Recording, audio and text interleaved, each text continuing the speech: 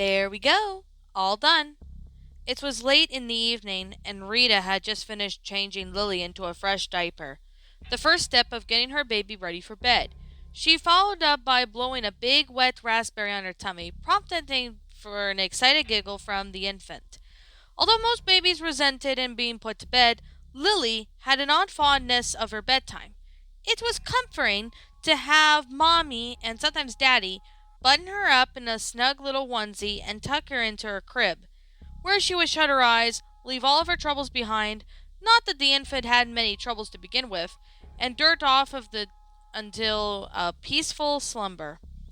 Okay, Lily, time for bed. Let's get you in your jammies. But just as she's pulling open the drawer to find a onesie for Lily to sleep in, she got a call from downstairs. Honey, Lynn Sr. called. Can you come here? It's urgent. Rita breathed a whisper of, "Oh no," and then darted out towards her side, her forehead wrinkling with worry. "Just wait here, sweetie, okay, Lily?" she asked, turning back towards the baby, forcing a smile. "Mommy will be right back."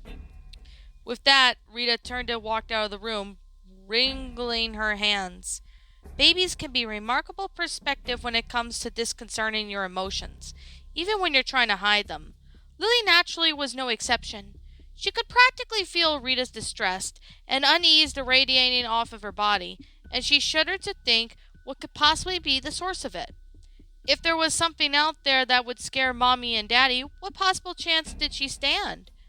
Whatever the case was, she had to know. Maybe she could help.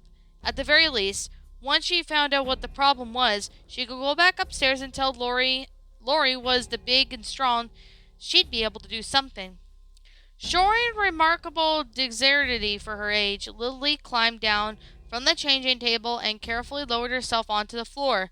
She then proceeded to toddle across the room out the door, which Rita in her haste had forgotten to close behind her. Once she got into the hallway, she heard some faint murmuring coming from the living room. Something was definitely going on. Before approaching the stairwell, Lily took a momentary glance up and down the hallway to see if there was any of her siblings were still out and about. Alas, there was not a single soul in sight. Assumedly, they were all fast asleep, or engaged in some activity that kept them confined in their rooms. With slight apprehension, Lily waddled down to the stairs, knowing that she would have to go through this alone.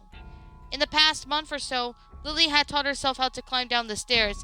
At first, she stood on the edge of the step with her stubby little legs dangling off. Then, she gave herself a push forward, bracing her legs afterwards so she land on her feet. Then she repeat the process for every subsequent step. It was a tedious process, but it worked.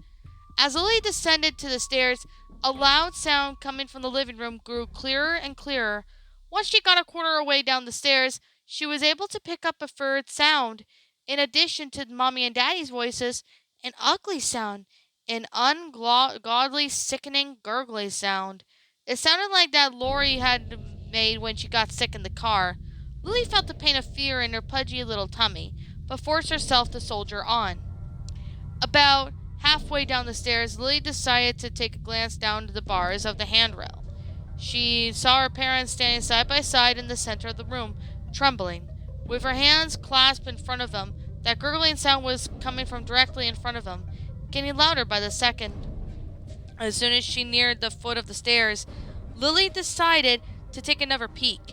At this point, she could finally see what was generating a gurgling sound, and immediately wished that she hadn't.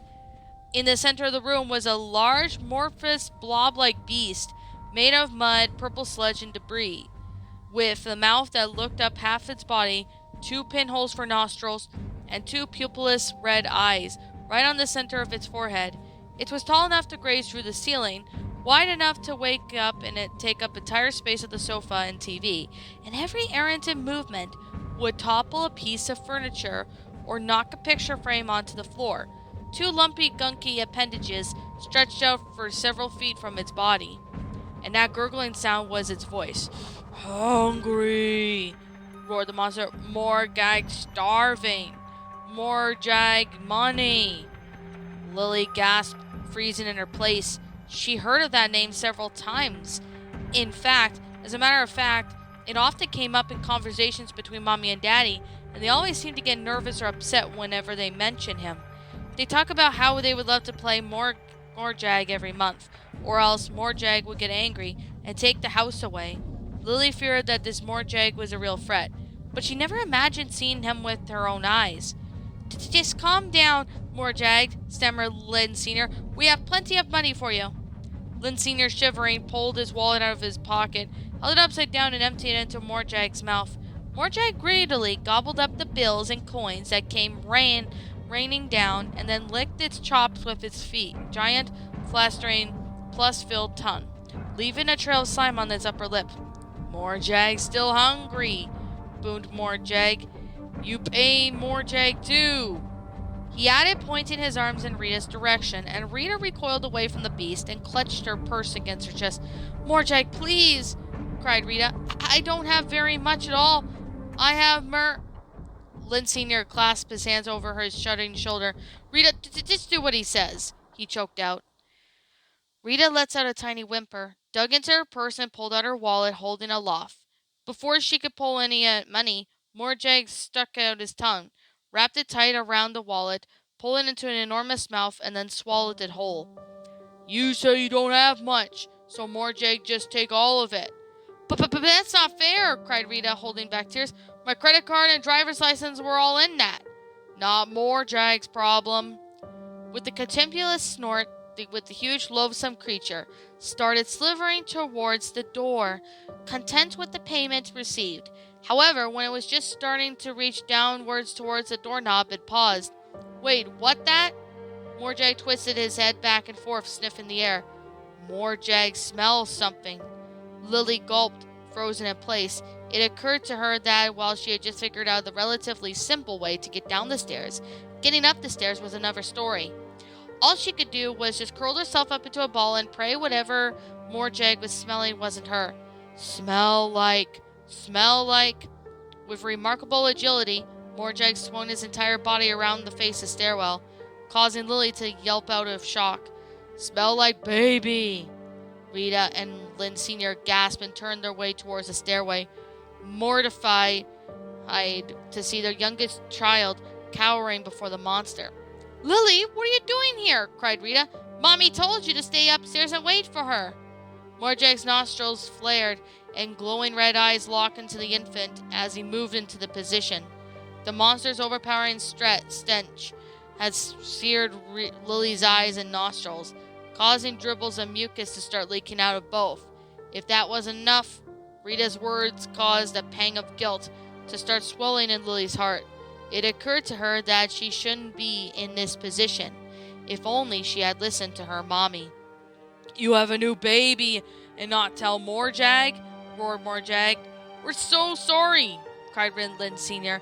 We didn't think you would care if there was another baby in this house. Well, you thought wrong. A ravenous grin started to spread across his face as he continued to edge closer. Now More Jag feeling hungry again. Immediately the two parents both lost what was left of their composure, and both of them started to burst into tears, dropped to their knees and clasped their hands together, groving at the monster's feet. Not the baby, wailed Rita. Take the house if you must, but please spare my child. More Jag's mind's already up. In a panic, Lily tried to scramble back up the stairs, only to lose her grip on one of the stairs and fell backwards and her padded butt. When she glanced back over her shoulder, she saw that both the parents were grappling the creature, trying to hold him back. More Jag just let out a raspy bellied laugh and flung the two of them on the side like rag dolls. Mama! Dada! Cried Lily, her heart sinking at the thought of her two protectors, cast aside so easily. For 15 months, they have tended to Lily's every care and need and make her happy and safe. The baby took for granted that would be best to protect her. And now she was being proven horribly wrong. Lily started crying as loud as she could, putting every ounce of energy into her infinite shrieks, in vain of hope that someone would come and hear her and step in. More Jag just laughed and cracked open his gigantic maw, unraveling his discolored, flestering tongue and scorching Lily with its putrid breath. Lily's crying was suddenly cut short, when his tongue stretched over the stairwell, coiled itself around Lily's head, muffling her. Lily could only do but flail a little about and pound her tiny fists against the slimy, muscular organ that had dragged her forward. The monster's tongue enveloping her body was the last thing that Lily heard and felt before she woke up.